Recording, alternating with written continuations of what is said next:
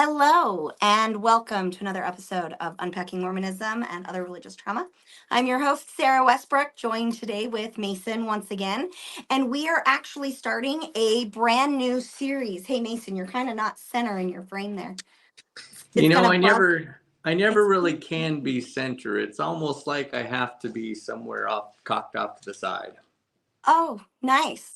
And Very nice. maybe I'm just messing with the OCD of people, or I don't know. I don't know what You're it is. messing with my OCD, and I don't think that's fair. Maybe that's all it is. It's just messing Okay. with your OCD. I have to slouch. I have to just sit crooked. Maybe that's Ooh, why a my neck hips are problem. out. Alrighty, well, welcome to our show today. We are going to be handing out prizes to people who are participating in the audience today. So if you would like one of these insulated mugs, I also have them. Whoop, there we go. Unpacking Mormonism. I hate this mirror. Okay. I also have them in Daisy Girl Communications. Okay. We will be moving to our farm here in about 2 weeks. We close on Friday, as long as everything goes as planned. Oh, Mason's got a water bottle there as well. So if we shout out your name, if you're asking questions, giving us a like, giving us a heart, or subscribing to the show, you have an opportunity to win some prizes. Today we are giving out one of these insulated mugs, and you may pick which one you want, either an Unpacking Mormonism mug or the Daisy Girl mug. And I'm going to tell you right now, I have coffee in this. I put my coffee in this when I got to work this morning. No, I did it at the house, didn't I, Mason? Yeah, I made my coffee at the house. So that would have been about 7:30, 8 o'clock-ish this morning. I put my 12 ounces of coffee in here. I kind of sip on it until about 2 or 3 o'clock in the afternoon. And y'all, it is still warm, and it is 10:40 here right now. And usually I lose the heat, and I'm drinking more of a tepid coffee by about noon to 1. So these things keep my coffee hot all day long. The other thing is I've got a couple of these very awesome Daisy Girl hats that we are giving away as one of the prizes today. So if you earn a prize, please let me know. Or if you earn a mug, please let me know if you want an Unpacking Mormonism mug or a Daisy Girl mug. And we will soon, when we start our Unpacking with Sarah show, that is when we are going to start giving away our stemless wine glasses of the Raising Crazy show, because we're going to be talking quite a bit about how to get through our own crazy and raising behaviorally challenging children and just learning how to manage human chaos. So the Raising Crazy Growing Up to Show Up logo and merchandise is going to be a part of that. So if you need a wine glass to sip your wine or your Martinelli sparkling cider or just your apple juice, whatever you want to put in there, to represent crazy. I also have beer glasses, same thing, Raising Crazy.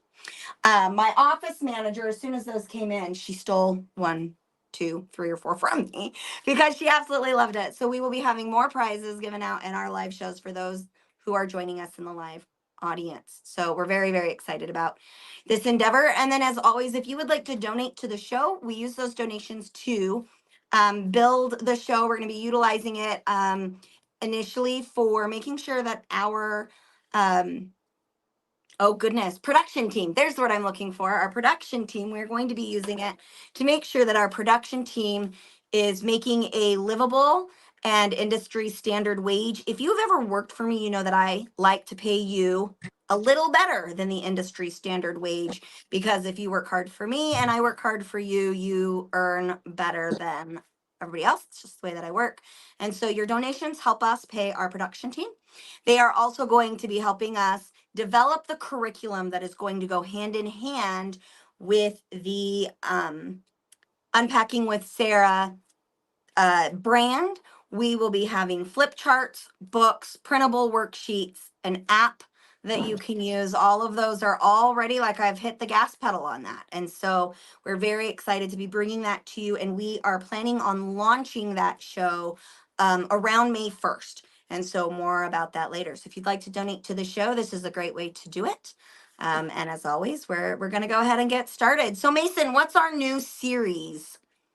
I'm going to let you announce that since I've You're gonna announced let it. me announce it. We're gonna talk Yeah. about the priesthood mostly is what it's going to be about, right? So we're going to talk about blessings, priesthood blessings, as And these just priesthood always. blessings, not the priesthood in general, just Okay. the As blessings. as always, it's focused on the mental health impact, both positive and negative, of those things. And so, yeah, that's it. Priesthood blessings. Today we're going to talk about patriarchal blessings. Yeah. Well, and one of the things that I wanted to bring up is that there's a lot of religions that have blessings as part of their religious culture, as part of their faith-based practices. And I think it can be a very beautiful, it can be an absolutely very beautiful thing. And there's a lot of research actually that demonstrates that praying and meditating and blessing has a very positive outcome. I meant to pull the study up and I didn't. So I'm going to tell this to you, and it's probably all the details are probably wrong. So let's go with the spirit of this study as I'm pulling it out of my head. But I remember there was a study, it was done in a hospital where the participants did not know the individual that was having surgery in the OR. And so they had it was the exact same surgery. With the same surgeons, same surgical team. So the only difference was the individual who was having the surgery done. And I don't remember how many participants, I don't remember how many subjects. And I don't think this has ever been repeated. So please, as I am telling you about the study, take into account that it is not necessarily a full-blown research study. But it's very fascinating in the sense of they did the surgery. They had two different participants. They may have had up to six. I don't remember.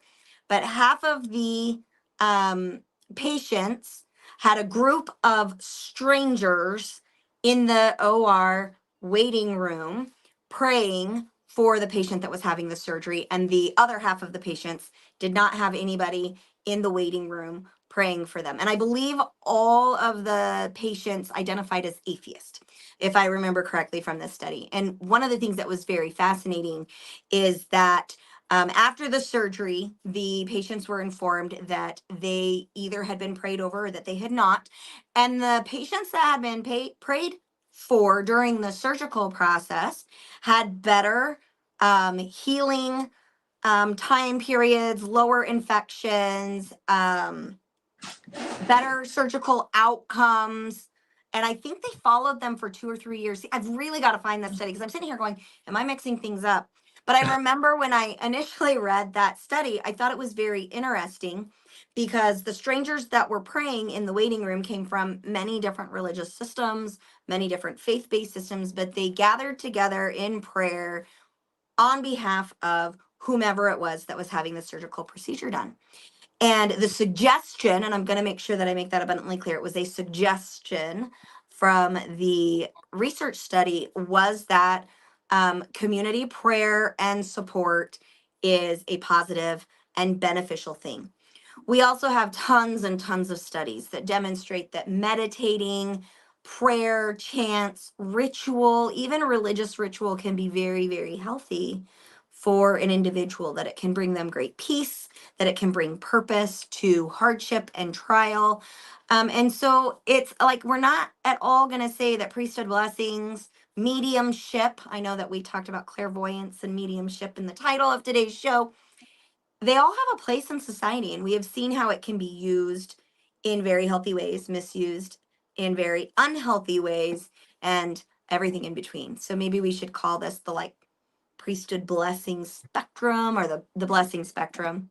And I think something that's very unique with Mormonism, and I know that there are other religions that practice this as well, but in Mormonism, when you are giving a formal priesthood blessing, it includes the laying on of hands. So, Mason, can you describe for our listeners who are not Mormon what the laying on of hands looks like? And by the way, I freaking love your shirt. Is that the one we bought for you in Mexico? This is like the Day of the Dead shirt, I think. Yeah. The Day of the Dead shirt from Mexico. I love it. All right, keep going, Mason. I never got started. Just do what I say. So for Mormonism, laying on of hands simply means that anything that we do officially that has to do with the priesthood you do by laying on of hands. So if I want to ordain a bishop, then somebody who has the authority to do that, usually more than one somebody, will put their hands on you, and they will give you their blessing or ordination or whatever with their hands on you. It can be less official than that, or just as official, like when you get the gift of the Holy Ghost after getting baptized. That's done by the laying on of hands by someone who has that authority, the Melchizedek priesthood in that case. But you also can do father's blessings where you don't necessarily have to have the priesthood at all, and still done by laying on of the hands. When we administer to the sick, it is meant to be done by laying on of hands. And I think that's about it. Was there anything else that you wanted as far as that description goes? I actually didn't listen to you because Abby's right outside my door. So give me just 1 second. I'm going to step away. You get to Shame for introduce. shame. Shame Come for on, big girl. shame. Um, It's not even saying anything. Do you want to come in here and wave? Come wave right here at my phone.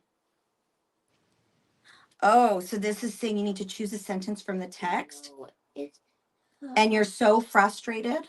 yeah, I want to play the iPad and it's not even. Okay, so what I hear you saying is you want to take a break from this Yeah. because you're super frustrated and play on the other one. Okay, I can't do that for you unless you give me a kiss on the cheek. All right, please go put this out there and we can do that later. Okay, thank tough you, baby sell. girl. No Tough more sell. interruptions, okay? All righty, we had we'll call it free advertising for Smile Zemi. So it is a little education tablet. Here's my free ad for Smile Zemi. Is that it's an educational tablet. You pay a monthly subscription for it. But for my two youngest kiddos, where their mental health issues have really interfered with their ability to learn in the classroom, Smile Zemi has been absolutely incredible to help them catch up and understand the concepts that they're missing in school when they're in all their counseling and medical appointments. So thank you, Smile Zemi. They are not a sponsor, but you just got to watch that in action. So there you go with little Miss Beautiful Abby with yogurt face, or was it cream cheese on her face? Right there. All right. So Mason, I was not listening to you because I was trying to figure out what was going on outside. So can you say that again for my purposes? Wow, because you don't know. So basically, all I said was that the laying on of hands is simply one of the things that is used as kind of an official means to bestow power and authority in the Mormon Church.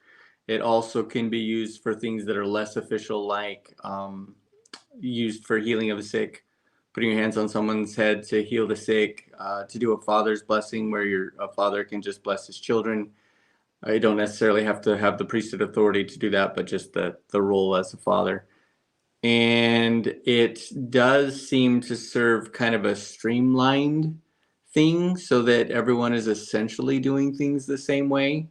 It also could very much be considered kind of a control thing, in that the church kind of has their hands in how we administer to the sick. So Yeah, and I think that that's really for me where things kind of begin to go south. So, Michael, I really appreciate the validation of those studies, and I agree with you. Mason's shirt does rock hard. So, Michael says there's actually a pretty good meta-analysis on the scientific implications of prayer done by the National Institute for Health. That's what NIH stands for. That includes the study you're thinking of. And yes, Mason, your shirt rocks. And then the other one would be that there's in addition to the Churchill study, there's one done on the outcomes of prayer for women struggling with fertility issues. I would say that for me, the praying for the fertility issues definitely didn't work. But yes, I think that there's something to be said about the ritualism, the peace that comes, also the connection. I think that one of the most beautiful things about the connection of the blessing or that prayer giving experience is that, at least for me, Mason, when you would give me a priesthood blessing because I was sick, it gave you an opportunity to actually empathize with what I was going through in that moment. And because you, how do I word this without making you sound like a dick? This is gonna sound okay.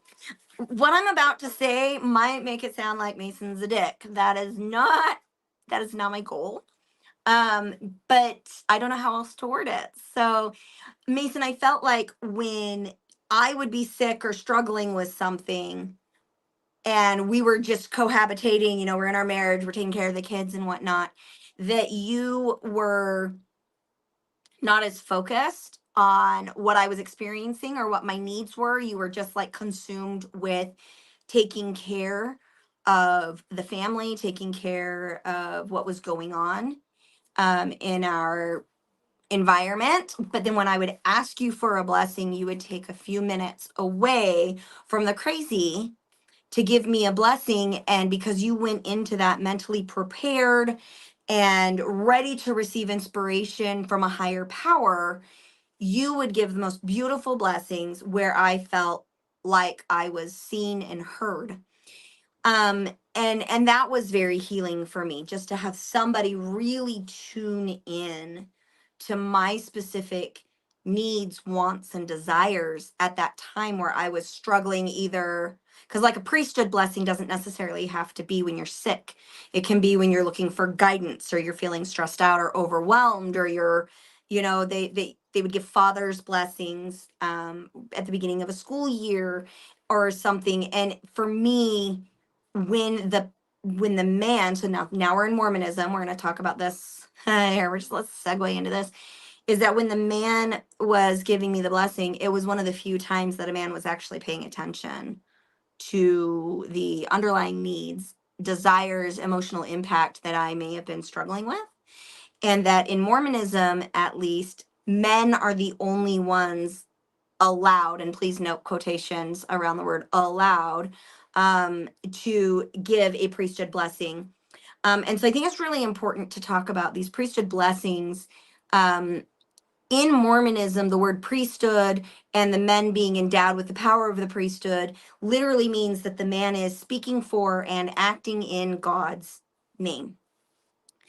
And that a woman's not allowed to have that. And so for me, Mason, one of the things that, as I've now stepped away from Mormonism, is that when you would give me these blessings, I was giving the, glory to God. It was like, oh, Mason is finally noticing me because he's in tune with God, who is perfect at noticing me and loving me and giving me these things. Rather than giving you any credit, for you, it was like, well, I'm worthy to do it. I'm a good enough person, therefore I can give these great blessings.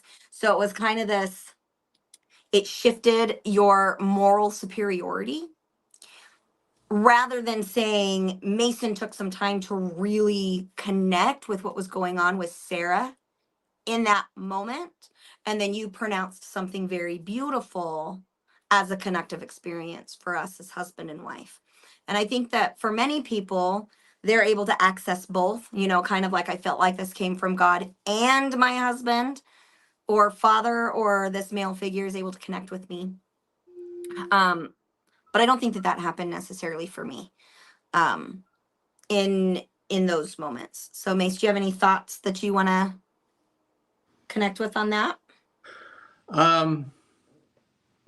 Well, it's fairly typical in my experience of the sexes. Like, if you want something from me, the best way to get it is just to ask. And at the time, I really didn't understand just being with someone. Ironic, since my profession is a nurse. But I didn't really understand, even in nursing. Yeah, there's space for just sitting with someone and being empathetic. But in today's nursing world, it really is task oriented.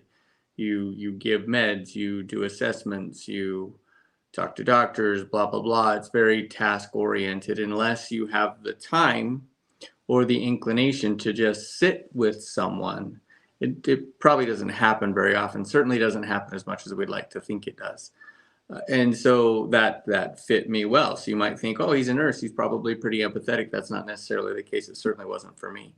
But one of the things that I wrote down that is kind of interesting, and maybe it's just kind of a sidebar because I don't think it's what we want to talk about today, but the authority of the priesthood kind of takes away a little bit from our personal authority. For instance, you talked about prayer. Most religions talk about prayer as being our access to the divine, whatever that is. However, you administer a prayer. But in Mormonism or any religion that then offers blessings as kind of a priesthood role, it's almost a trump card. Well, you prayed for this, but it didn't seem to work out. So let's see if we can throw something stronger on the fire. You've got a little kindling there. Let's see if we can throw a log on there and if that'll work. And so then you throw this blessing on the fire. And if that doesn't work, then you look to revelation, like you're actually looking for a specific answer. But usually that revelation also comes from priesthood authority, and then eventually you're looking for specific direction. And I think it's all just kind of a progression, but from the moment that you step away from prayer as the answer, you've put it somewhat, at least, in someone else's hands. And I think that's kind of the issue or concern with priesthood, not necessarily that that's how it will happen, but it certainly is how it can happen. Yeah, absolutely. So remember, for those of you that are just joining us, we have hi, James, we have some prizes that we are handing out for interaction. And James, you earn the first prize. And I'll let you choose your prize. We've got Daisy Girl baseball caps. We have Unpacking Mormonism insulated mugs, or Daisy Girl insulated mugs that we are handing out today. So James, to claim your prize, all you need to do is head over to our Daisy Girl Facebook page and private message me with your address, or you can also email. So Alex, if you can pull up that email, you can also email me at daisygirlcommunications@gmail.com. And James, you get to pick your prize. I'll let you be the one to pick your prize. Everybody else, you don't get to pick one because I'm being bossy. So yes, and thank you so much. So I love James. So I'm gonna Alex, can you pull James's comment back up, because I actually didn't read it. The church is really spiritual. Even some people don't get to understand it or experience it. Yes, I agree with that. I agree with that 100%. That the Mormon church, but also many religious organizations, have the ability to help our spiritual connection. And that in a lot of ways it can be incredibly healthy. Prior to leaving Mormonism, one of the things that I loved, especially in the military community, is that the church provided an environment where I could connect with other people who had similar goals in life, similar standards in life, similar belief systems. And so wherever we went with the military, I had a built-in community that I could connect with. And the one thing that I probably miss since leaving Mormonism is also the strength in that community. I'm a licensed professional counselor. And so when I'm working with clients, the way that I define spirituality is the way in which we as human beings connect with other living things. And living things can be, the earth, the environment, it can be animals, it can be people. It's absolutely the people that we engage with on a regular basis, as well as a higher power or higher powers, depending on your belief system. Spirituality is, I'm going to say, something that's very healthy for our soul, for our consciousness. And it is a way for us to find and align our purpose for being. And so our spiritual health is actually one of the 4 pillars of wellness that we have talked about on previous shows.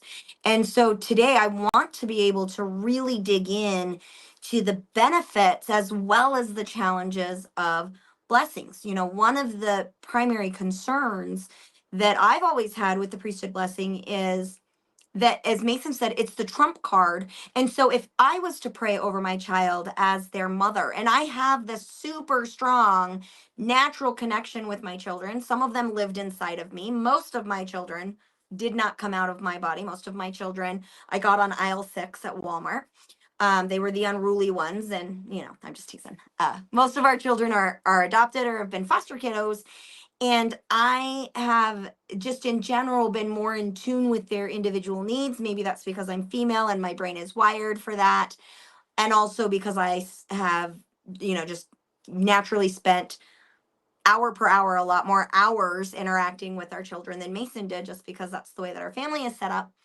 And if I was praying over my child who was sick in any way, even if I was holding, I remember holding Abigail. So Abby is one of our infants that she started to have seizures when she was 4 months old. And I remember holding her and being very concerned about her. And we were in the emergency room and she was seizing and having doctors around. And, I would pray while touching her, and I would call on the power of God to, help us find answers, help her have some relief. She would be exhausted after these seizures. They were very difficult on her little body. And my prayer in Mormonism was nowhere near as meaningful as Mason's. And that may not be less powerful in the eyes of a God or a higher being, but in my eyes and Mason's eyes and our family's eyes, I remember, we would call and update our family, and the very first thing that they would say is, did Mason give them a blessing? And I'm like, yeah, of course he did. Do that before I'm going to call you, because I already know that's going to be your first answer. And it was like it discounted all of the pleadings that I, a female, sent up to God on behalf of my child, because I wasn't allowed to hold the priesthood. And I think that that really ties back into what Mason, what you were saying earlier, in that the Mormon church has a tendency to define what is enough and what isn't enough. And I know that that's very common in many religious systems. So I think that this first 30 minutes of our show has been a really good introduction on just priesthood blessings. There we go. Stephanie says, Mason, that shirt is giving me life. That shirt is the Day of the Dead shirt. It should be helping you connect with your ancestors. Okay, Stephanie, just saying. So anyway, thanks so much for joining us, Stephanie. So yes, Stephanie, in Mormonism, if a male is praying under the direction of his, what we are going to call priesthood authority. So Stephanie asks, are male prayers more important?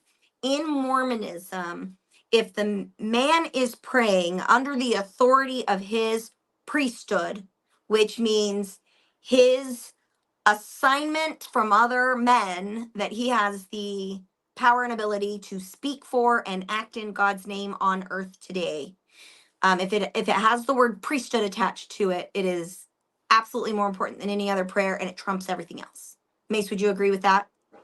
Yeah, I think the way I would describe it is that prayer is an avenue given to everyone to communicate with the divine.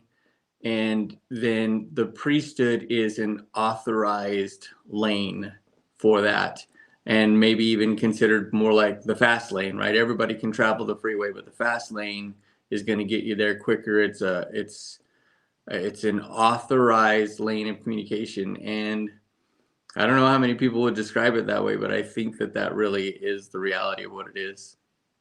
Right, and that really brings us into this next section. So today we're going to be talking about, well, today and our next show, at least, we've got at least 2 shows prepared, or that we're working on, regarding what is known as the patriarchal blessing in Mormonism. And the patriarchal blessing in Mormonism is given by a very specific individual in everybody's stake. So in Mormonism, the church is organized, the congregation is organized by geographical location. And then your geographical location is defined as a ward, and your ward is the group of congregants with a bishop and his counselors that meet on a Sunday, usually Sunday morning or early afternoon. And you meet every Sunday. And then a group of wards. So usually I'm going to say, what, Mason, 6 to 9 wards will make up a stake. Sure. And I again, think it's 8 to 12, but yeah, close to that. okay. Yeah, I'm making shit up here. I'm pulling numbers out of my ass right now. And so then your stake is a group of wards, again assigned by geographical location. And in that hierarchical, so if you think of it as like a pyramid scheme, so Mormonism has your little pyramid, your prophet is at the top, your next level down is going to be your 12 apostles, your next level down is going to be your regional authorities, your next level down is going to be the stake authorities over a geographical level, and then your next level down is going to be your ward level authorities, and then the bottom level is all of the members. Mace, do you want to say anything about that? No. I'm doing good here. Okay. I'm doing good here. Pat myself on the back. And so anyway, in each stake, there is usually one man who is designated, called, set apart, to be the stake patriarch. And the stake patriarch, I'm going to kind of compare his role in the church. It's almost like he is the stakes clairvoyant medium. And I know that a lot of those members of Mormonism are going to be like, "No, Sarah, that's bad." And I want to talk about why they might have that knee-jerk reaction of that's not true, or that's not an accurate description. The reason I'm going to call him this clairvoyant or this medium is that the patriarch's primary purpose is to give patriarchal blessings to individuals within their stake that is old enough to understand the doctrines and teachings of the Mormon church, and so they'll come to him when their leadership and parents determine that they're old enough to understand. So I got my blessing when I was 16. Mason, I think you were younger, weren't you? 12. Mason was 12 when he got his.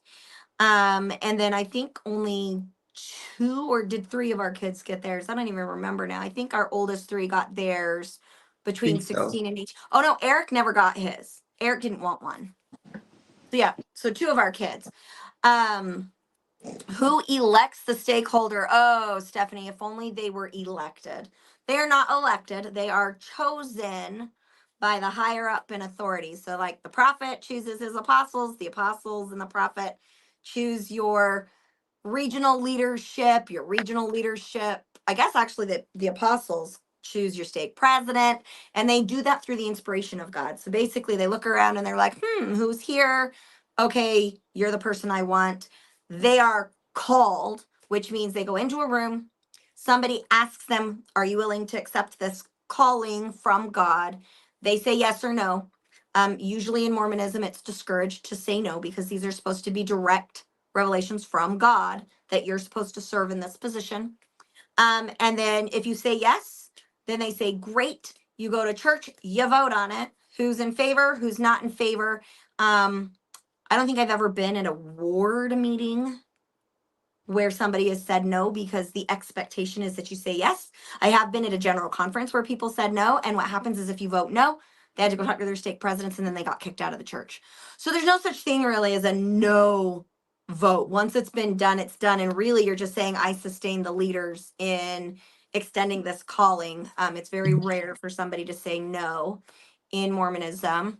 And then after the vote's been done, they set them apart, which is through this priesthood blessing. They lay their hands on them and say, God is giving you the power to act in this capacity.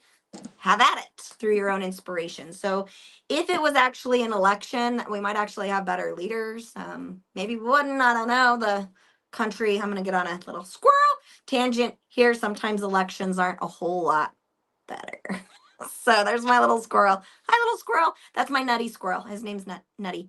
So anyway, what was I saying before that? Oh, so the clairvoyant thing with the stake patriarch is that the patriarch's primary job is to give you or to inform you of your lineage, meaning what tribe of Abraham do you belong to? Most of us in America, in the church, if you're white, belong to the tribe of Ephraim. And we're going to show you some things today that why I'm utilizing my what is it? Light and delightsome skin. Is that what it is? White and delightsome. I am white and delightsome according to Mormonism. Therefore, I am in the best tribe of Ephraim. And we're going to explain all of this here in a little bit. And then the other half of the patriarchal blessing is to give you a roadmap or some predictions in your future of what things you have to look forward to. But your blessings, the predictions of your future are 100% predicated on, are you being obedient to the gospel of Jesus Christ of Latter-day Saints? And if you're not, and your blessings don't come true, it's your fucking fault. So we're going to talk a little bit about that. Mason, do you have anything that you wanted to add about the patriarchal blessing that I haven't talked about yet? One cool little fact: a bishop is approved by the first presidency, and the prophet, a patriarch, is approved by the 12 apostles. Oh, I did not know that. Yeah, I always found that interesting. Well, and That's how long just interesting. I think a patriarch too. Sorry guys, I'm moving around a lot. I've got a huge brace on my ankle because I kind of busted it up in that car accident. I'm just trying to get comfortable here. And another squirrel. I have cute little girl glitter shoes. Woohoo! That are fat enough to fit this brace into them. Yeah, there it is. There's Nutty again. I've had too much coffee today. I think that one of the things is that the patriarch, once he's called, he stays in that position for an undefined amount of time. And I think the only time I've seen a patriarch get released from that position was when he was going senile. Mason, do you have any comments on that? Do you know? Kind of like a bishop, you never get released from that priesthood office, but you don't necessarily have to be an active patriarch. But you're right. Usually it's just if you've gotten to an age where you can't fulfill the duties of a patriarch, then they'll release you. It doesn't happen very often. Right, because I got my priesthood blessing, or I'm sorry, my patriarchal blessing from a gentleman named Ronald Reed in Snowflake, Arizona. He was a very nice man, very kind human. He gave me an absolutely beautiful patriarchal blessing, which I will share with you at our next show, which is probably going to damn me to hell again in Mormonism. So I'm already there for sharing my temple name. I figure I might as well make the trip worth it. Sounds like a position with a lot of power. I don't know how much Not really. power. Yeah, the patriarch doesn't really have a lot of power because they don't really make decisions. Go ahead, Mason. Right. It's not a position of authority. It's a very specific position for the purpose of patriarchal blessings. Although it has changed a little bit over the years. For instance, the first official patriarch of the church was Joseph Smith Sr. Second one was Hiram Smith. So it has wielded a little authority and power in the past, but not now. A stake patriarch has zero authority in the stake. Right. So it has, I mean, as we talk about patriarchal blessings, maybe there's, some sort of psychological power that's there, certainly some power to kind of help keep people involved in church and things like that, but no official authority or power. Yeah. I think that what they're really set apart to do is tell you what lineage you're from and then predict your future. So they're really being set apart as the stakes assigned medium. I mean, I don't know how else to describe what they do other than you're a medium. So I would like, go ahead, Mason. I think the difference there, and this is just my understanding, maybe I'm incorrect, but what I've thought of a medium in the past was somebody that kind of helps you communicate with people that have passed on. A patriarch doesn't do that. It's more of kind of a authorized fortune teller rather than a medium. So clairvoyant? Yeah, kind of more like that. But and again, I don't have a lot of experience with that. When you grow up in Mormonism, everything outside, anything that can tell the future that isn't a prophet or a priesthood leader is completely taboo. Like anyone who claims to be able to talk to the dead that isn't a priesthood leader is just completely, obviously overcome by Satan completely from the perspective and teachings of the Mormon Church. Yeah, I agree with that. So, Mason, would you mind kind of giving you're just better at the history and the doctrinal stuff. Can you kind of give us why is it so important in Mormonism to know your lineage? Can you say something about that? And then we'll go ahead and get into the instructions that came down from the prophets over the years and how those have changed a little bit. Go ahead, Mace. Well, just kind of a little historical factor. Jacob, who was the grandson of Abraham, who was renamed Israel, which is where the tribes of Israel come from. But right before he died, he blessed all of his children, and most of them got like a 1 or 2 line blessing. I think the only two exceptions were Joseph, which is where Ephraim comes from. Ephraim was Joseph's second son, and Judah, who is supposedly would eventually have the kings of Israel, and Jesus would come through his lineage. But if you look at those chapters in Genesis, there's a little bit there of a blessing for Joseph. There's 4 or 5 verses of blessing. But the really significant thing for Mormonism is that when Joseph Smith did his retranslation of the Bible, he added several verses to all of that, particularly with Joseph, and clarifications. And because, of course, the Book of Mormon is supposedly, Lehi was from the tribe of Manasseh, and Ishmael was from the tribe of Ephraim. So most of the Nephites, Wait, Lamanites are did you supposed get to. that? Did you get that flipped? Mm-mm, I did not. So Manasseh, hang on. Because like Manasseh is supposed to be the Lamanites one, right? No, Manasseh is just the oldest son of Joseph. Right. So Lehi comes from Manasseh. Ishmael, who was the father of the daughters that Nephi and his brothers married. So you're just thinking of a different. Got it.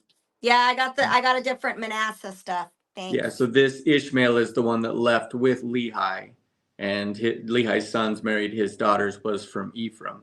So a lot of times when Lamanites or Native Americans will get their patriarchal blessings, and oftentimes they'll be from Manasseh or from Ephraim. But ultimately, it comes down to the Mormon belief that, and I will not give any kind of references as to where that comes from because I'm not certain, but I believe it comes from the blessing that Joseph Smith wrote out from Jacob for Joseph. That was kind of the retranslation of the Old Testament. But the belief is that Ephraim will be the tribe that does the most to ring in the second coming. Right, they're going to be favored. Mostly it's that they're the ones that are going to be called to do the gathering of Israel. And so it becomes significant if you're a member of the church, since that's one of our main roles is to gather Israel and spread the gospel. It becomes significant that then you become a part of that tribe. And the patriarch, so the idea is that either you are descended from Ephraim, or when you get baptized, you get adopted into Ephraim. Ultimately, it doesn't matter very much, but it is kind of seen as something significant. Right. I remember growing up being told that you really wanted to be from the tribe of Ephraim because it was not necessarily a sign of your righteousness, but it meant that you were favored of the Lord in some way. And so if you weren't a part of the tribe of Ephraim by birth, you wanted to get adopted in because they were the ones that were going to get all of these, prizes in the next life. And speaking of prizes, Stephanie, you have won a Daisy Girl Communications insulated mug. We also want to make sure that people know that if you are emailing our show with good questions and content and suggestions and whatnot, you are always going to be entered in to win some of these prizes. And as you can see, there we go, behind me here, we've got all kinds of fun prizes. We've got cell phone wallets and pens and notebooks and cups and mugs. And also you could win a free copy. There it is. Free copy of Trauma Bonded. So please interact and whatnot, communicate with the show for your opportunity to earn some of our merchandise for free. I want you to know that these cost me like $30. So they are not cheap. Okay, I buy them in bulk and they cost me like $28.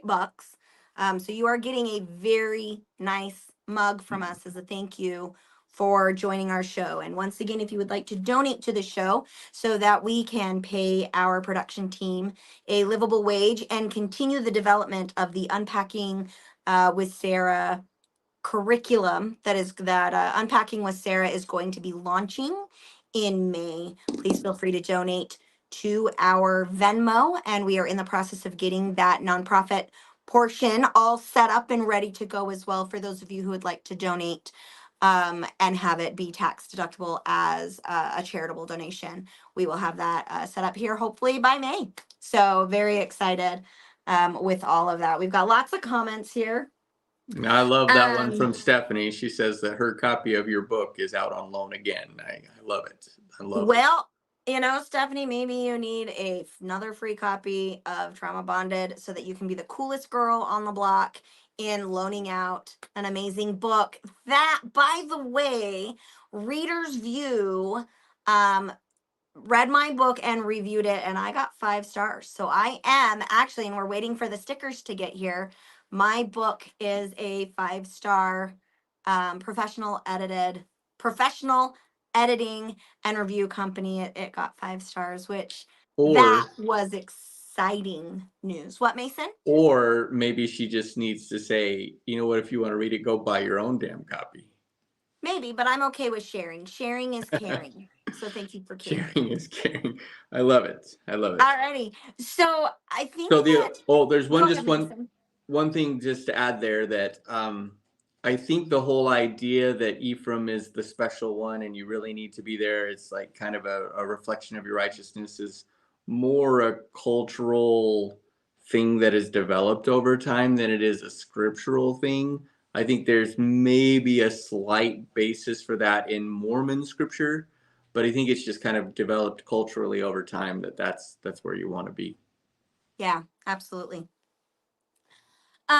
So one of the things so we're going to talk a lot more about the fortune telling piece next week when we read ours. So this is kind of a part 1, part 2 episode on the patriarchal blessings, because we really wanted to help our non-LDS audience understand this patriarchal blessing and what its purpose was. So for me, growing up, I was told that my patriarchal blessing would be like a roadmap for me to follow, and that when I had trials or hardships in life, that I could look back to my patriarchal blessing to get inspiration and instruction, because God apparently knows everything beginning to end. He's Alpha, Omega.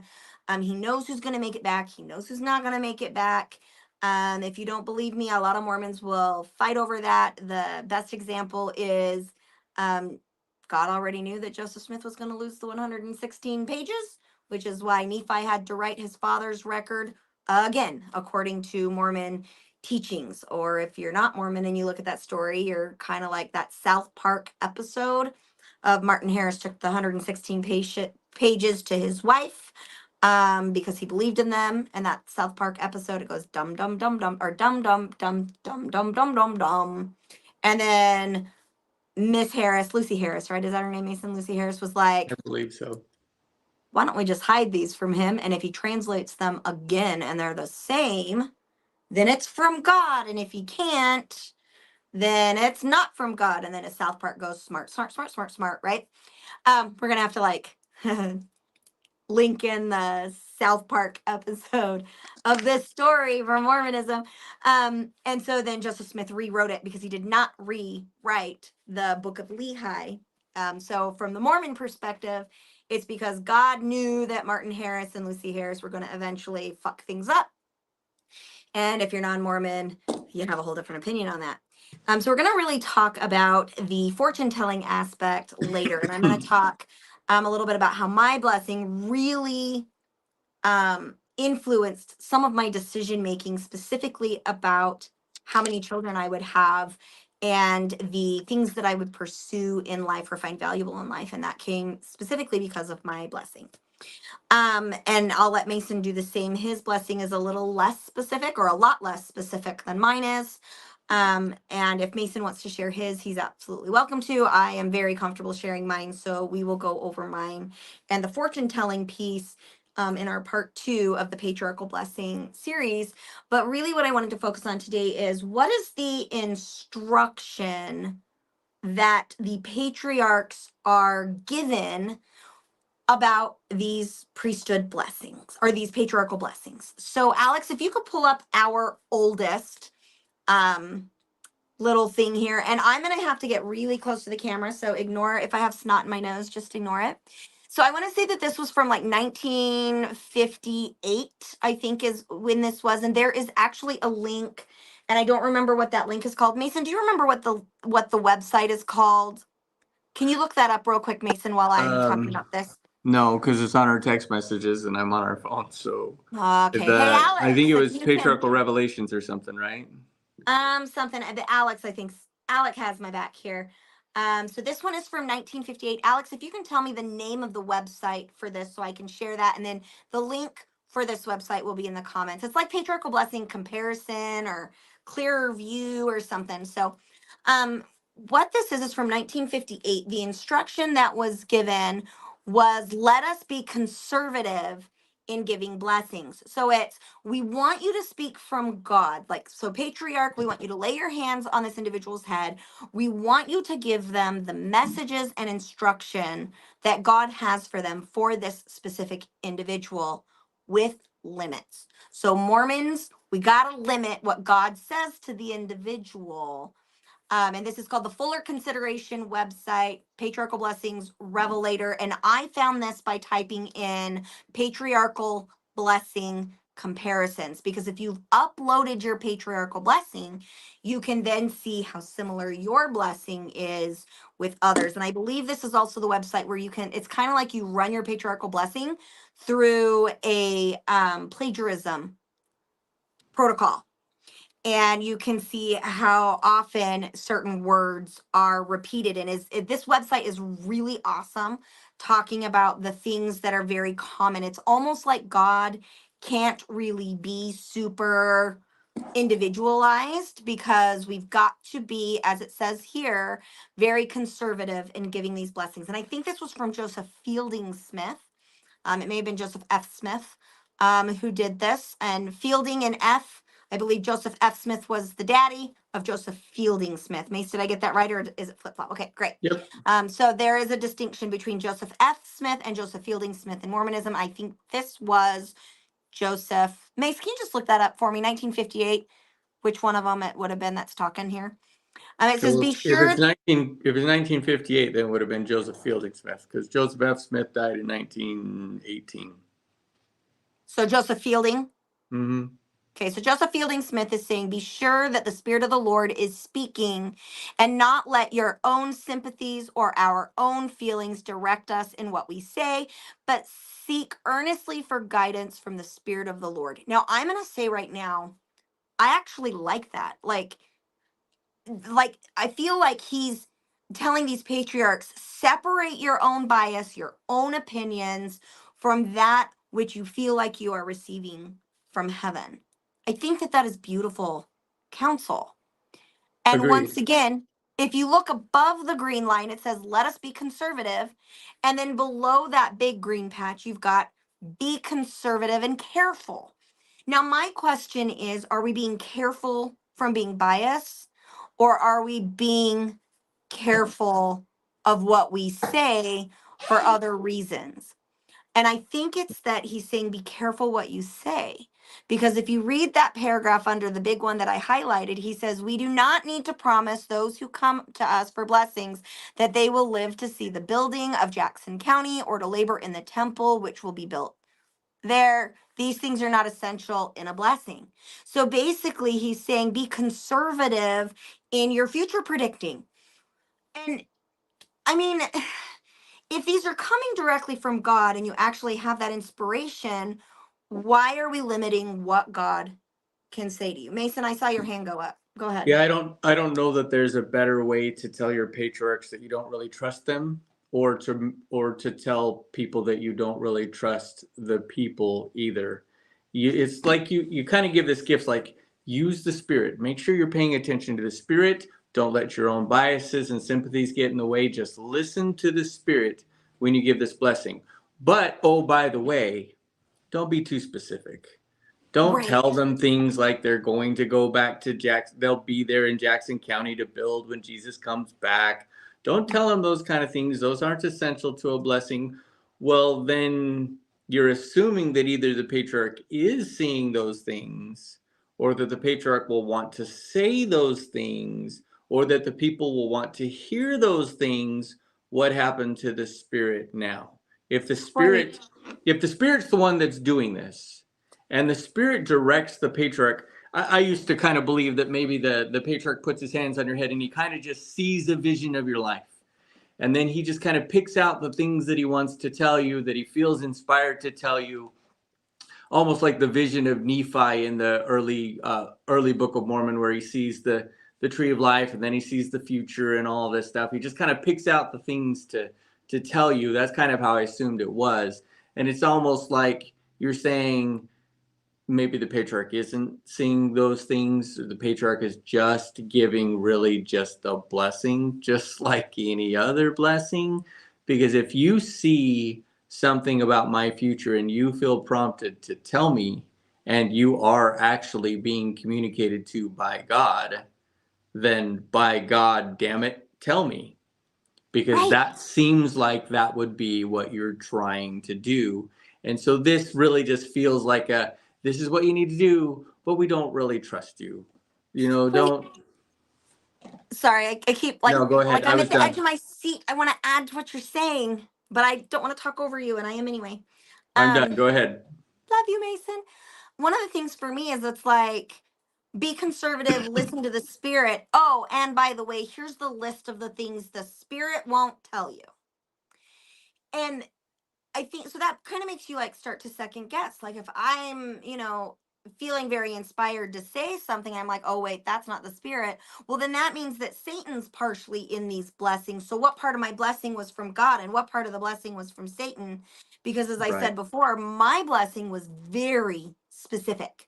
Very specific. It told me that I was going to have a whole bunch of boys and not a lot of girls. And it told me some very, very specific things about my future. What would have happened if I'd had a bunch of girls instead of a bunch of boys? I did have a bunch of boys. Guess I was righteous enough, and that part of my blessing came true. Sarcasm. But my kind of my thought here is that why are we limiting what God says? Maybe what they should have focused on was more, you'll know you're speaking from God when, you'll know that you're not when. And so kind of that thing. So Alex, if you can pull that up. Mace, do you have anything else you wanted to add to that before I go to the next? I think the only thing that I was thinking is that the only reason that I can see for doing this kind of a thing and saying, be careful, don't say these kind of things, is because it's fake. Right, Like they were being if you said and start not saying coming things like, true. right, and frankly, at this time in 1958, nobody had access to anybody else's patriarchal blessings. They didn't have access to these instructions like we do now. So it's almost like, and Joseph Fielding Smith was kind of famous for this. It's almost like he's giving you these instructions, but don't tell anybody else. This is just between you and me. These are the private little thoughts we're going to have here. But the only reason that I can think, if you're going to tell someone who has been called by God to tell you things, the roadmap, quote unquote, for your life, to give them restrictions about what they can or cannot say, is basically to say this is a hoax. Yeah. Well, and I love, Alex, our producer, in the comments. And I don't actually know what Banal, Mace, can you look at that comment and tell me what Alex is trying to say there? Because I don't actually know what that word is, but he says nobody ever gets their future told and have it be banal. I don't know that word. Alex, you got me. Your vocabulary is better than mine. Boring. Haha. Maybe that's why I don't know the word. Right. You'll be a parking attendant. You have some really good stuff coming to you. You're going to be a parking attendant and you're going to love it. Right. That's not, Right. I think that's what Alex is saying. That's not what happens, right? Right. You don't Nobody get your ever gets future told and they say, you know what? You're going to have a really boring life. Good for you. Well, I'm actually going to say that's not accurate because for a female's blessing, it's usually like in this website. So I'm going to encourage our listeners, go to this website. It's in the link. When you look at what the females are getting told in their blessings, it's about motherhood and working under the priesthood and being righteous for their spouses. That's pretty fucking boring. It's the men, like Mason's, I think yours talks about like fighting in the army to bring in the second coming or something. There's something in there about not the army, not like the US Army, but like God, that you're a part of God's army as the voice of reason and leadership or something along those lines. I don't remember. But like women don't get exciting blessings very often because we're the subservient obeyers. So if you're a woman, you get to be told you're going to be a parking attendant. If you're a man, you get more exciting machismo things. You get to own the parking lot. There you go. I get to be the parking attendant. Mason gets to collect all of the ownership fees from that and pay me very little. Okay, let's pull that oldest one back up. I like that. That's a great analogy. Thanks, Alex. Best producer ever. I think he's earned a hat. I'm sending you a hat, Alex. And oh, there's Michael, because when it comes to fucking vocabulary, Michael's our person. Banal means lacking in originality or boring. Thanks, Michael. You and Alex must be very good friends in the background. Okay, Sarah learned something new today. All right, the other thing at the very bottom of this is I do not advocate giving blessings to children who are too young to comprehend what it is about. This should not be encouraged. If they are old enough, young men can be deacons, and girls of similar age, they might have blessings. And I actually like that because on this website, it had some kids getting their patriarchal blessing when they were like as young as 2 or 4. And I was actually surprised at the statistic of how many people got their blessings when they were 4 years old. So I agree with that. I think that it's important if you're going to have this done that you have some type of comprehension, enough frontal cortex development that you can actually determine for yourself how this works for you and it's the significance and its meaning for you. Yeah, Mason, what were you going to say? I disagree with his reasoning. I don't think it has anything to do with their comprehension. I think it has to do with you having a spiritual experience surrounding the event. Because if you have a spiritual experience surrounding the event, the blessing will mean more to you.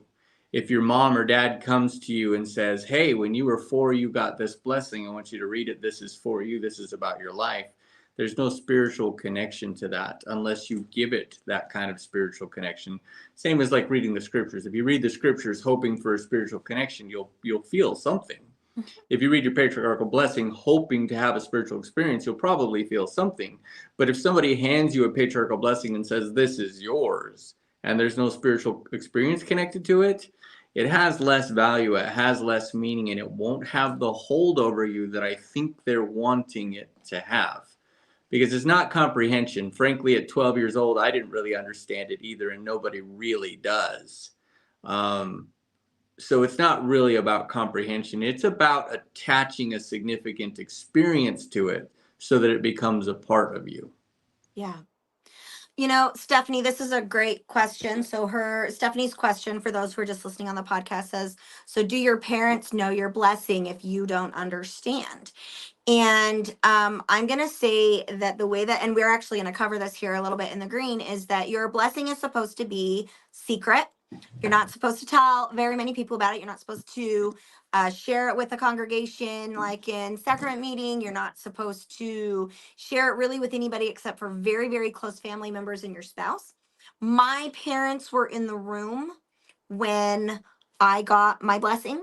Mason and I were in the room when our kids got theirs. And like I said, I think only 2 of our kids, I don't think Katie got hers, but Brig and Hayden did. And Eric didn't want one. And the thing that I really liked about Eric's was he said, I don't want somebody else telling me what my future is going to be like and then live to somebody else's expectations. I would rather be the one that says, this is what my future is going to look like, and I'm going to go for my own goals. So Eric is definitely wiser than I was at his age. Eric never got one, and he's my oldest. And then Brig and Hayden, I think, got theirs on the same day. And Brig would have been about 17, and I think Hayden was about 15 when he got his. And honestly, as the parent listening in, it was very anticlimactic for me.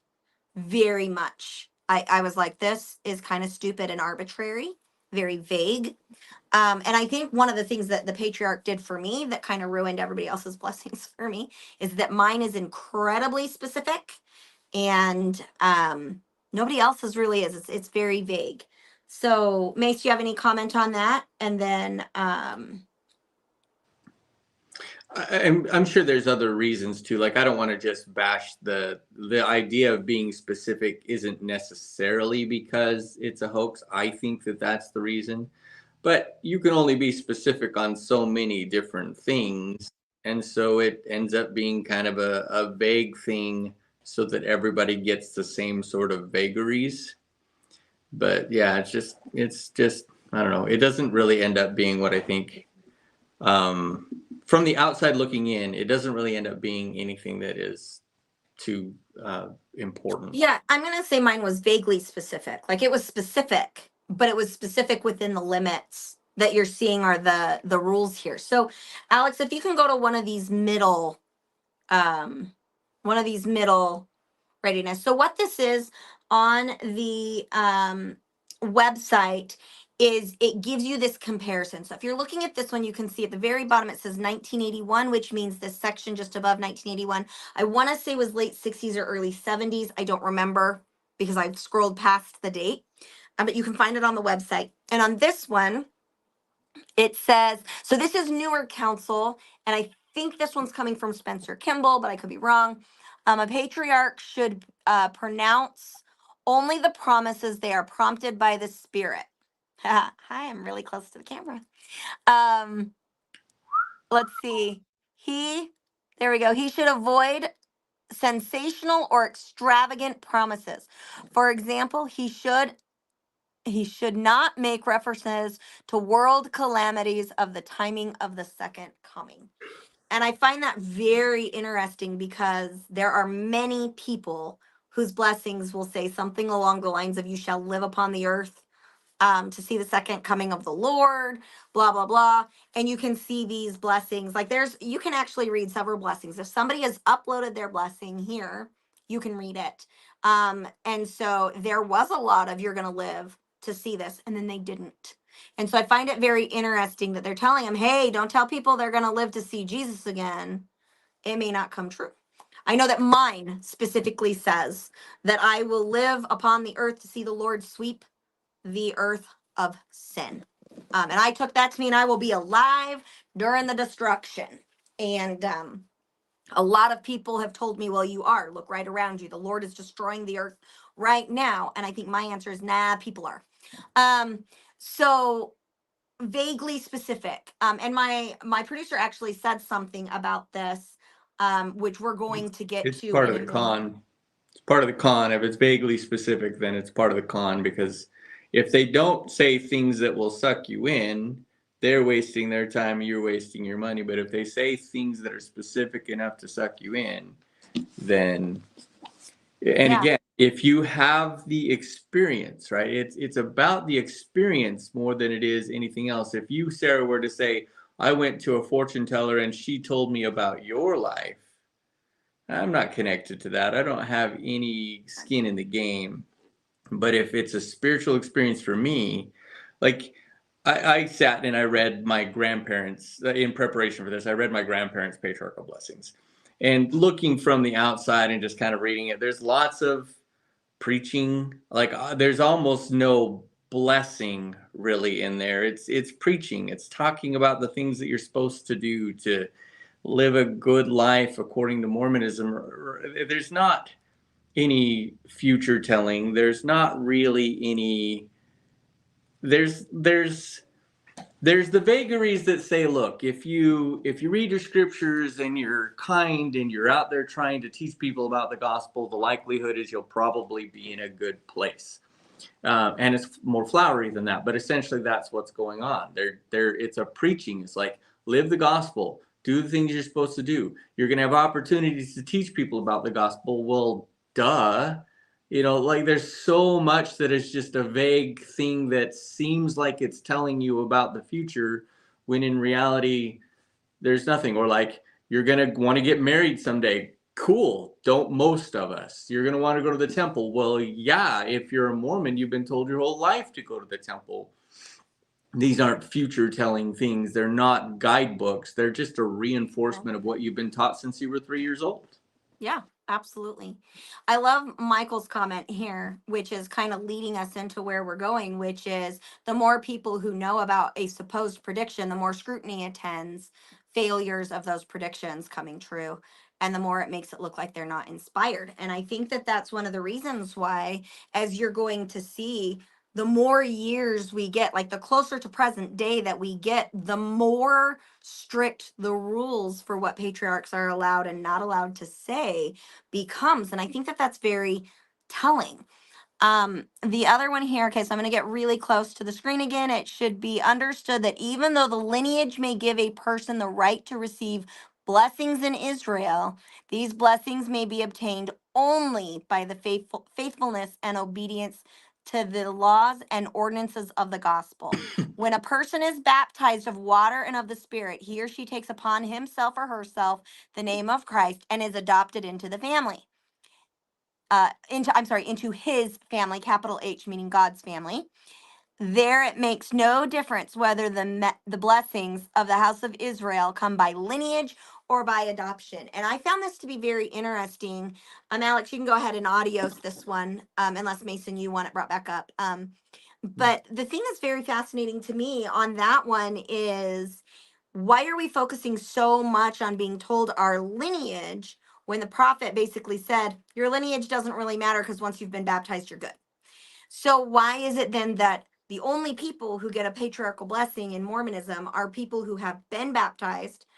And there's another one that we'll be pulling up here soon that talks about, like if they're a convert, they need at least a year so that way they have a good understanding and grasp on what they believe and what their thoughts are about Mormonism before they can get their blessing.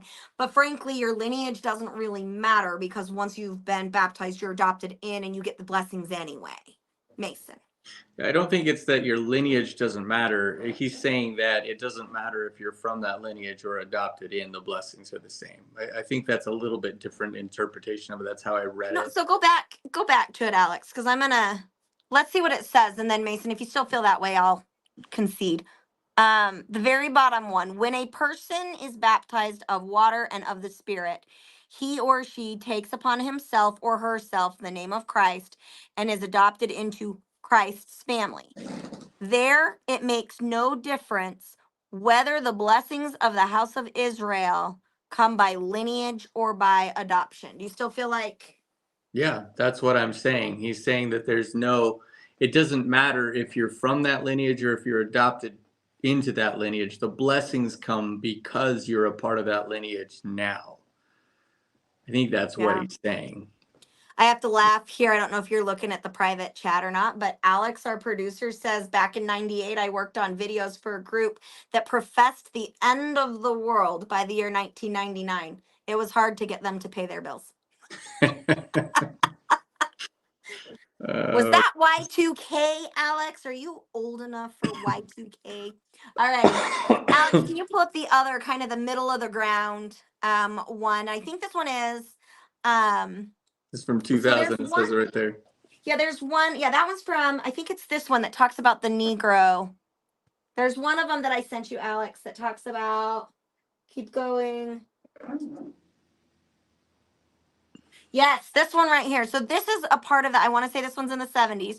So we're obviously in the age where Mormons are still stuck in the world of Negro blood. Even a drop of it means that you have less privileges in heaven. And a lot of people say, no, our prophets never said that. But this is, I believe, Spencer W. Kimball. And he says, again, I'm going to get really, you know what? I'm not going to get really close. I'm just going to read it off my computer. It's easier here. In looking over some of the blessings, we have a few suggestions. Okay, this is that top green thing. Patriarchs should audit their blessings better. Some of the patriarchs should issue blessings a little more carefully. It is the right of the patriarch by inspiration to give the lineage of the person receiving the blessing.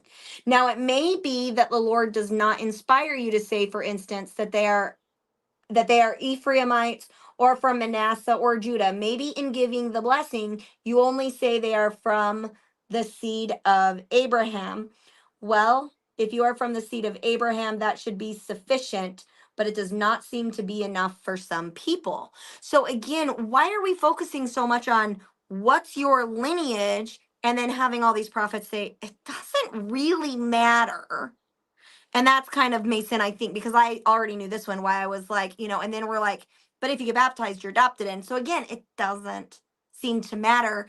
And yet the council for the patriarch is to tell you your lineage, because depending on which son of Abraham you come from, there are different blessings, privileges, and responsibilities for you to complete later in life, like up in heaven. Go ahead, Mason. Well, I think there's only one reason that people are saying it's not enough. So he says you can say they're from the lineage of Abraham, but some people are not, they don't find that's enough. Well, the reason that they don't find that is enough is because they've been taught in the church that their lineage matters. They've been taught that the blessings come from being in Ephraim or whatever. And so if you give them essentially a subpar lineage, they're going to assume the opposite. Well, if all the blessings come from being in Ephraim, well, then I'm not getting any special blessings. Right. That falls squarely on the church's shoulders because of what they've been taught, the people have been taught. Yeah, and one of the things that I find really interesting, Mason, about that comment is in my book, my friend Jamie, who was my best friend up to high school, actually probably one of my best friends until the middle of my freshman year. She had her patriarchal blessing. Her entire family was from the lineage of Ephraim. She got her blessing, and she was from the tribe of Manasseh. And she couldn't figure out, how is this even true if I was born of my parents who were from Ephraim? And because Manasseh's blessings were not as glorious as Ephraim's, it really hurt her. And it was something that she struggled with for years. For years, because she was from the less desirable tribe, and she already struggled with self-esteem and body issues. And I mean, she was having a rough life, probably kind of like our kids are out there, because I just heard a big bang in the waiting room. Our kids are being naughty, y'all, and they're going to get away with it. And now you're talking about the psychological impact that can come from something that it seems even relatively superfluous, but if you make it not that way, if you make it important, and then someone doesn't get that, what else are they supposed to think except that they did something wrong? My whole family's in Ephraim, but I'm in Manasseh. Why don't you just kick me in the nuts? I mean, like, this is ovaries. She had ovaries. Keep going. Well, I don't. But the idea being that obviously there's something different, and now she's left to figure out what it is, because of course no one can tell her. She can't go back to the patriarch and say, hey, can you explain this to me? What was going on here? There's no way for her to do that. She can't go to the stake president or the prophet and say, what's going on here? I don't get it. There's nobody that can explain this blessing to her. She's left with a piece of information that feels like something lesser, with no possibility, aside from her own personal revelation, which we've already demonstrated is lesser than this. She has no way of dealing with this. So it's going to have a huge psychological impact. Right. Well, and think about her developmental level at that age. I mean, most of us in the church today get our blessings between 12 and 18 years of age. So if I was a freshman in high school and she'd already had her blessing, we're talking about she got her blessing sometime between 13 and 15 years of age, which is your entire world is about your ability to fit into your social peer group. And because she was from Manasseh, the psychological impact was, you're not as righteous, you're not as good as all these other students and people around you who are from Ephraim. And the thing is, also the isolation from your own family.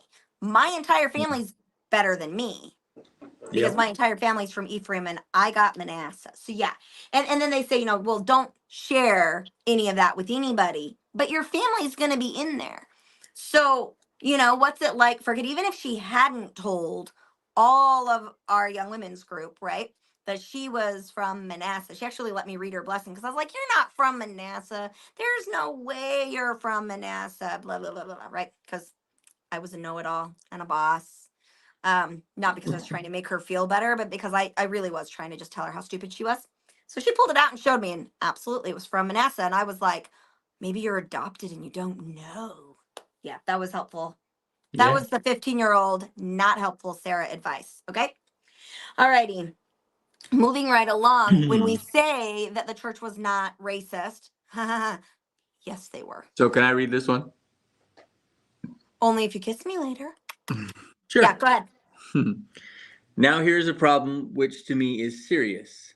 A patriarch gave a blessing to an individual. Yep, you can't take it off the screen, Alex. I can't see it. A patriarch gave a blessing to an individual who had Negro blood in his veins and said, "You are of the house of Israel and entitled to all the blessings of Abraham, Isaac, and Jacob." And Negro cannot hold the priesthood, and not holding the priesthood, they cannot, until the Lord removes the restriction, enter into the exaltation of the kingdom of God, and that would not entitle them to all the blessings of Abraham, Isaac, and Jacob. That is a very serious matter, and we should be extremely careful to know the Lord is speaking to us, because Negroes cannot receive the fullness. Okay, Mason, read the next one in green, the bottom one. Keep going. One is their own fault because of their attitude in the spirit world. Right. So Negroes can't get the blessing. It was also thought that if I had a blood transfusion and that blood came from somebody who was Negro, then I had Negro blood in me, and I then assumed the curse upon me. That was taught. And so this right here says you can't give them. Now, the thing that's interesting is he's saying until the curse is lifted. So why can't we give them their blessing and say, you don't get any of these blessings until the curse is lifted?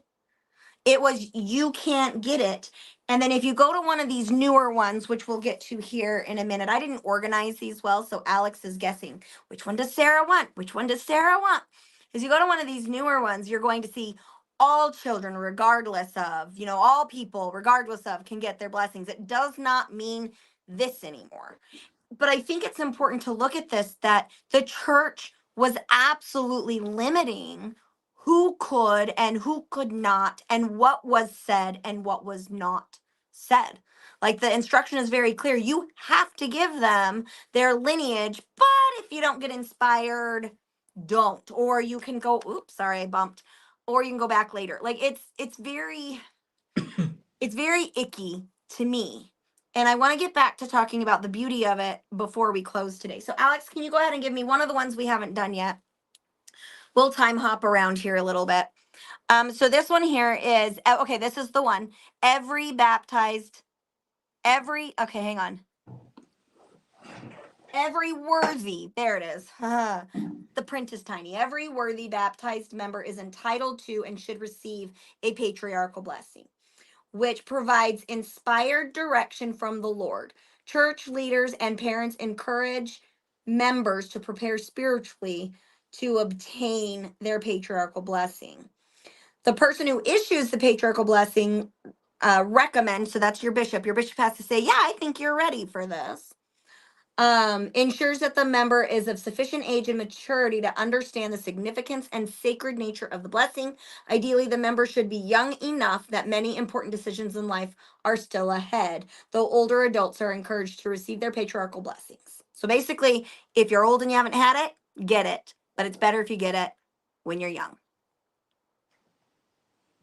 If a member, this one stood out for me, if a member has an intellectual disability, the bishop may issue a recommend only when, in consultation with the parents, he believes there is a sufficient level of understanding. Members should keep in mind that patriarchal blessings is for the recipient and not for the parents. So if you're mentally incapacitated or disabled, you don't necessarily need one, despite the fact that we put all this emphasis on you got to know your lineage.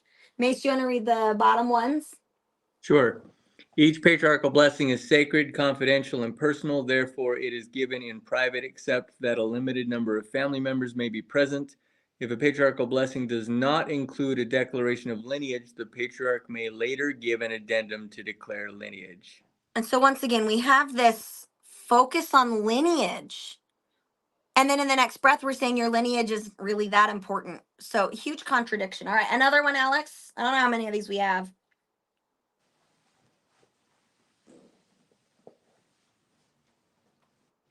Okay, so here we go. This is our future telling portion of the blessing. Go ahead, Mason. In 2000, this was the recommendation. To the extent that the Spirit directs, the patriarch should identify for the recipient accomplishments to be realized, challenges to be overcome, and blessings to be received. The patriarch also includes such promises, admonitions, and warnings as he may be prompted to give. In these ways, the patriarchal blessing should help the recipient define his or her responsibilities and goals. My thought here is really just, why are we telling the patriarchs what limits there are on how God speaks to an individual? You know, if the patriarchal blessing is meant for the individual, as previously stated in the instructions, it is my roadmap. Why does the church prophet get to limit what I hear from God in what is considered the most clear individual instruction that I will ever get from God? I think it's an obfuscation. What do you mean? I mean, so many patriarchal blessings, and I'm talking about my grandparents that I read in my own, near the end or at the beginning, or sometimes more than once, it says something along the lines of, these blessings are predicated upon your obedience. It's an obfuscation, right? It's saying that this is on you. And if something goes wrong, if something in your patriarchal blessing doesn't happen the way that it was said it was going to happen, that's on you, pal. Right, This it's your doesn't have fault. anything to do with the patriarch. You obviously screwed something up, which you can easily say, because we all make mistakes and we all make bad decisions throughout our lives. You're talking about 12 to 18-year-old kids. We make bad decisions every single day. So it's easy to obfuscate and say, well, yeah, that is what the patriarch said, but obviously you screwed up somewhere along the way and now you can't have that blessing. What's the point then? Well, except that in one of them, it said, hey, patriarchs, you need to audit yourself a little bit better, because some of you are going off script here. So, Alex, you can go ahead and take that away. My question would then be, well, how do I know if my patriarch is one of the ones that's speaking off script? Like, if I'm supposed to trust this so much that I base many of my future decisions on the instruction and advice I get from this thing, how do I know whether or not the patriarch has gone off script and out of the boundaries? How do I know that? Because even the prophet is saying, some of y'all fucked up. And so I want to talk, Mason, do you have any other thoughts before I jump into the mental health piece of this? Go ahead. I really want to talk about how these blessings can be so beneficial. So if I believe in this and I'm needing counsel and guidance, these types of things can be very helpful for a lot of people. Usually, like, even so, one of the things that our producer Alex had put into the comment box here is that it's normal for these blessings, or for like any type of fortune telling, to be really, really vague, because it allows the person to make of it what they will. And I remember, as I grew up, I was told that any kind of fortune teller, tarot cards, Ouija boards, mediums, clairvoyance, all of those, like, put them all in together, clump them all into one group. They are all deceived by the devil. Every single one of them was deceived by the devil. And I needed to completely avoid it. And so, in my rebellious nature, once I left the church, I said, I want to go try and get my palm read, or whatever it was. Mace, do you remember? Did I get my palm read? Yeah, it was a palm reading. Was a palm reading. Well, what I found out in my palm reading was that I had a very long lifeline. She told me that I would probably have 3 children. Now, one of the things, let's put it this way. I know that there are many people in this field, in the clairvoyant mediumship field, that are complete frauds. I absolutely believe that. And I believe that some of them may have some sort of a gift. And we're going to talk about that here in a little bit. But I remember I had to kind of laugh, because I'm a mental health professional. I have learned and have been trained to not have a facial reaction when people tell me certain things that are shocking. I have to monitor my responses and my reactions in order to make sure that the person who is revealing difficult things feels comfortable to continue going without feeling like they're being judged. And so I got this reading, I don't know, 3 years ago, 2 years ago, something like that. Anyway, so they told me I had a long lifeline. Yay, me, I'm gonna live a while. Okay. They told me that I was gonna have 3 kids. I had 3 biological children. I don't think she realized how old I was, Mason. I think she must have thought I was really young or something. She told me I was gonna have 3 kids. I was already in my 40s, y'all. She told me that at some point in my future, I was going to have a hysterectomy. I'd already had one in 2017, so that was already gone. So really, she was good at predicting my past, not my future. But I have 9 kids right now, so anyway. And then she also told me that there would be lots of numbers in my future. Lots and lots of numbers in my future. That was about all I got from her. I walked away from that laughing. It was not a spiritually significant experience for me. I could tell because I read body language for a living. She was getting frustrated because I was completely apathetic, flat affect, just like, what else you have for me? Like, none of that's significant for me. There was no like, ooh, I like this, like nothing. It was completely flat. And at the end, she goes, so what did you experience? And I was like, well, I already have 3 kids. I actually have like, at the time I had 7. I was like, actually I have 7 kids. So I'm not sure what that's supposed to mean. I already had a hysterectomy. She's like, oh, sometimes it's really hard to tell the difference between the past and the future. I don't know why you had to tell me that I'd already had a hysterectomy in my future palm reading telling thing. Don't know. So it was not a very spiritual or connective experience for me. However, my patriarchal blessing was.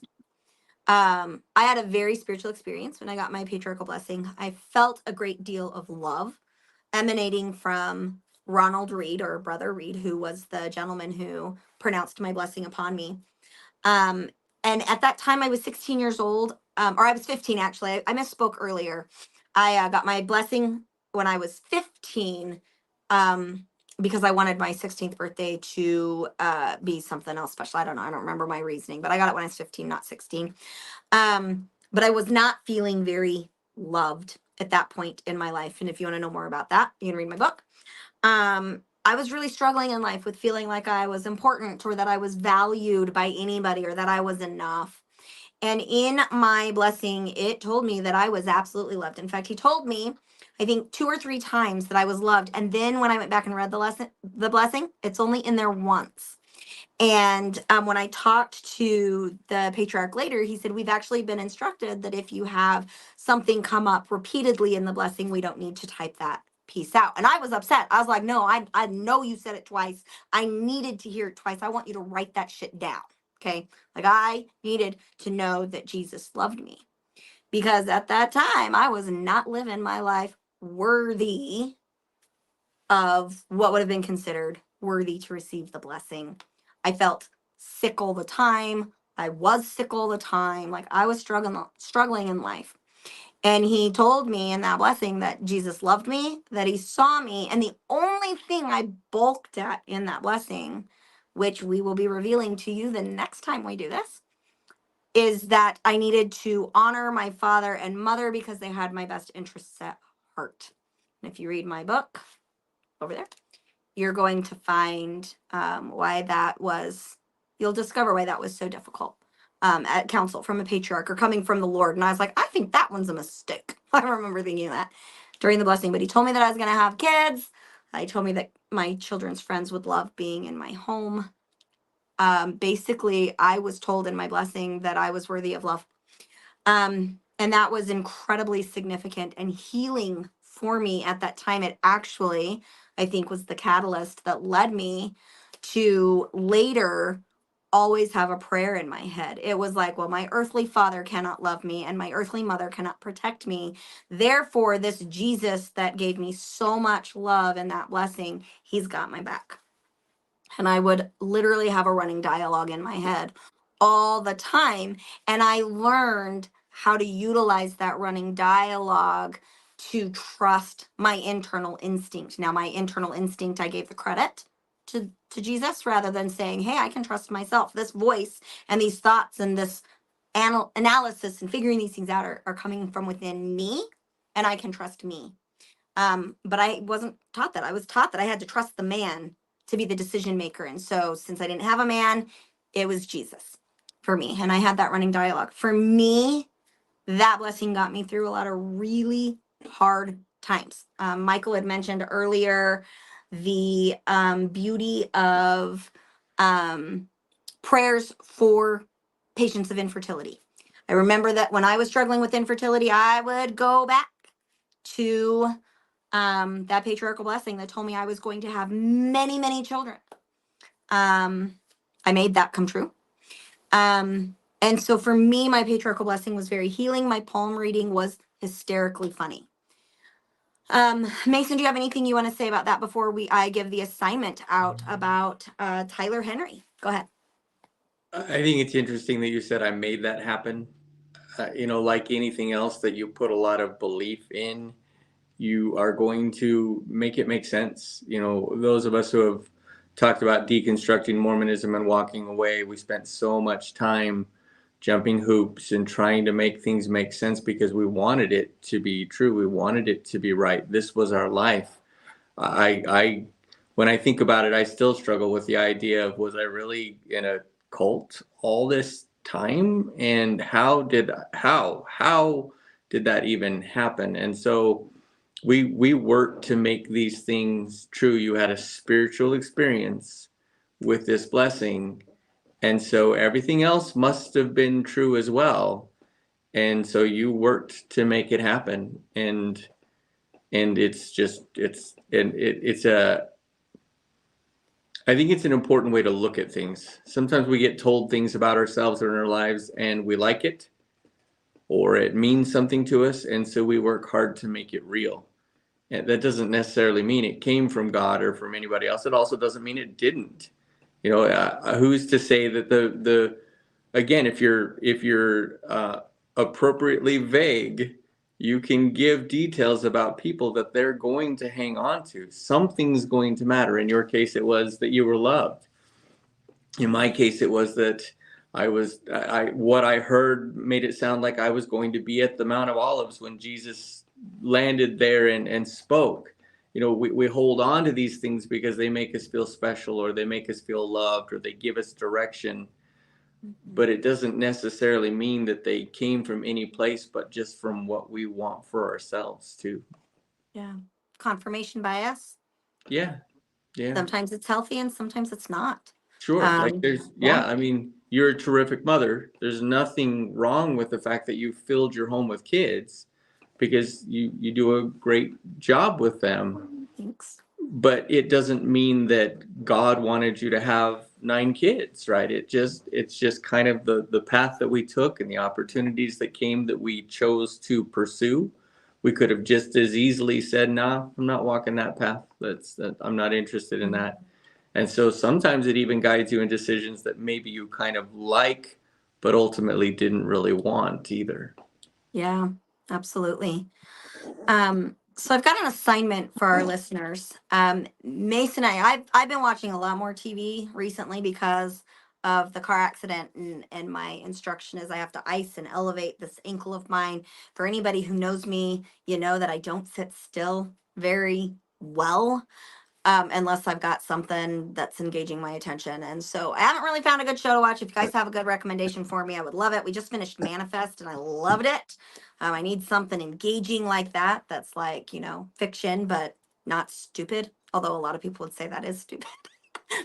You have to know me to know what I think is stupid. Anyway, I need show recommendations for my audience. I will give the final gift of another mug to somebody who can give me a show recommendation that I will like. Email it to me at daisygirlcommunications@gmail.com with your mailing address so I can get that sent out to you. And so anyway, my assignment for you is that I stumbled upon this medium clairvoyant show with Tyler Henry. And I kind of got into it like, oh my goodness, whatever, this is dumb. And I've actually been pretty impressed. And I'm like, I think he's got a gift here. So my recommendation is go find the Tyler Henry Clairvoyant Mediumship show. I don't even remember what it's called. We'll add that to the show notes later. Life After Death, I think. I think it's Life After Death. No, that's a different one. We'll look it up. We'll get it to you. It's on my Netflix and I'm on my phone, so I can look at it. But we will go ahead and add that to the show notes. But I'd like for you to watch the first couple of episodes between now and the next time that we are on live. And I can't tell you when I'm going to be on live again because I think Mason's on call this weekend and we're going to be moving. So watch out for that. But we're going to make some comparisons, both positive and negative, to Tyler Henry and his work and patriarchal blessings. We are going to share with you at least my patriarchal blessing. I will let Mason make the decision if he wants to share his or not. And once I've done that, I think I'm going to go ahead and upload my patriarchal blessing to these websites out there so that those who are curious and need to have that validation and that understanding and that instruction and whatnot that you can absolutely get those. So absolutely. So you've got your homework assignment before we see you next week. If you have watched those shows and you can make a specific comment on that show from Tyler Henry, in the comparison of our next live show, either during the show or within, I'm going to give you 30 days after that live show. We'll send you a Daisy Girl merchandise gift. Thank you so much for joining us today.